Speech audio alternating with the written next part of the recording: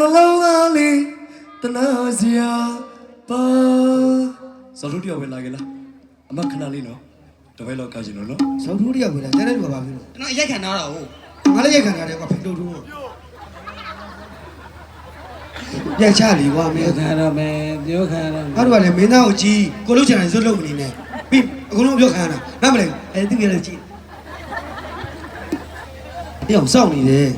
မြောက်စာကျွေးနေတယ်လို့ပဲဖြစ် ညီလေးရှိရတယ်ဖြုတ်လာတာတဲ့ညီလေးအတင်းတင်းလေးအဲ့လားဒီလောက်တောင်ကြီးတာလူကိုမလောက်ရင်ကြိုက်တယ်ကွာကြိုက်တယ်ကွာလူကိုမလောက်ရင်ကြိုက်တယ်ကွာမင်းပြက်တော့ကွာအော်ဘာကောက်လဲဘလူးကောက်အောင်မင်းသားကမလို့ကြိုက်တာမင်းတို့ကကြိုက်မှာခွေးစီနေလာပြီလာမင်းသားဟာလေညီလေးကလေညီလေးကြိုက်အဲ့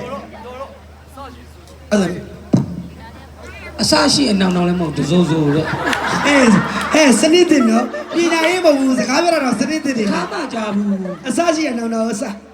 စကားပြောရတယ် confident လည်းမရှိဘူး တာပြီမင်းသားကောင်းမလေးခဏပြောကဲကမယ်ကွာ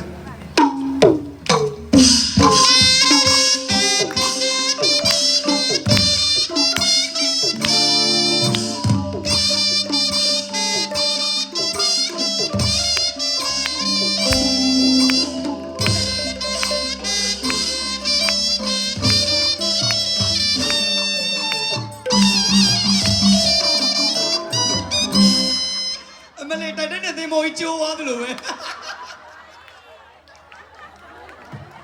တို့လီယိုရှေ့မှာဘာဖြစ်လဲရင်နဲ့လေ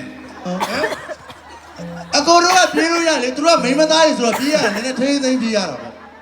နှုတ်ကိုလည်းမကြည့်ဘူးအဲ့လိုသွားခိုင်းတာလေ